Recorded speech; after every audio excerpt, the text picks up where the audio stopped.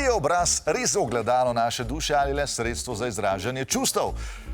Če gre za ogledalo, potem je moja duša zelo kosmata. Naš obraz sestavlja več kot 40 mišic, ki omogočajo različne izraze. Ko se nasmejimo, se aktivira do 17 obraznih mišic, kar nam pomaga izraziti srečo, zadovoljstvo ali veselje. Ker je težko nadzorovati vseh 17 mišic, hkrati si večinoma pomagamo z nekaj glavnimi mišicami okoli ust in oči. Vsa čast človeku, ki ima nasmeh do ušes, ker ta oseba uporablja nadpovprečno število obraznih mišic. Ljudje se tako veliko smejimo, da obstaja tudi izraz za najbolj pogost nasmeh na svetu. Ta se imenuje dušenov nasmeh, na obrazu pa ga opazimo, ko se okoli oči in ustnic pojavijo gube. Šlo naj bi za najbolj iskren nasmeh, ki se pojavi le, ko so ljudje resnično veseli.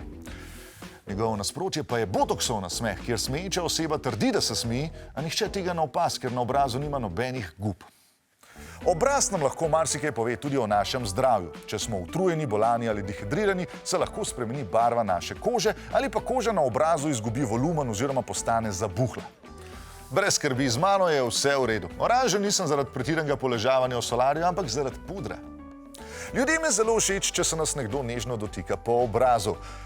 No, dokler to delajo ljudje, ki jim dovolimo. Razlog za to je, da ima obraz največ živčnih končičev na kvadratni centimeter in je posledično tudi zelo občutljiv na dotik.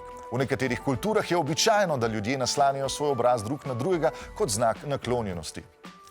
Jaz tem dotikom pravim kar obrazni objemi, lice na lice, čik na čik, fejskak, nežni šamar in ličkanje. Tudi pri poznanih nežnih dotikih pa moramo biti pazljivi, saj se z dotikanjem obraza prenašajo bakterije, s tem pa se poveča tveganje za okužbe in akne, kar je še posebej problematično glede na dejstvo, da se ljudje svojega obraza dotaknemo povprečno kar 16krat na uro. In, a imate vi kaj zanimivega na faci? Pod te face pa nam napište v komentarje.